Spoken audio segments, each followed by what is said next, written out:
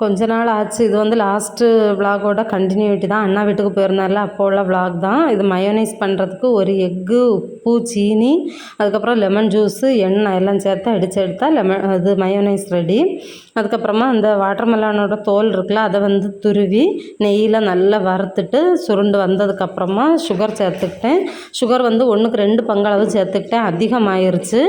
1க்கு 1½ பங்கு சேர்த்துக்கோங்க, கரெக்டாக இருக்கும். இப்போ இந்த மாதிரி நல்லா சுருண்டு வந்ததுக்கப்புறமா முந்திரி, திராட்சை எல்லாமே வறுத்து கொட்டிட்டோன்னா சூப்பராக ரெடி ஆயிரும். இனிப்பு மட்டும் கொஞ்சம் அதிகமாக இருந்துச்சு, மற்றபடி நல்லா தான் இருந்துச்சு.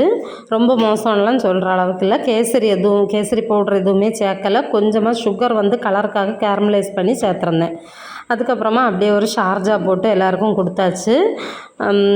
ஷார்ஜா ரெசிபி ஆல்ரெடி நம்ம போட்டிருந்தோம், நான் வந்து டேக் பண்ணுறேன் பாருங்கள். மேலே வந்து பூஸ்ட்டும் முந்திரியும் போட்டிருந்தேன், டேஸ்ட்டாக இருக்கும்.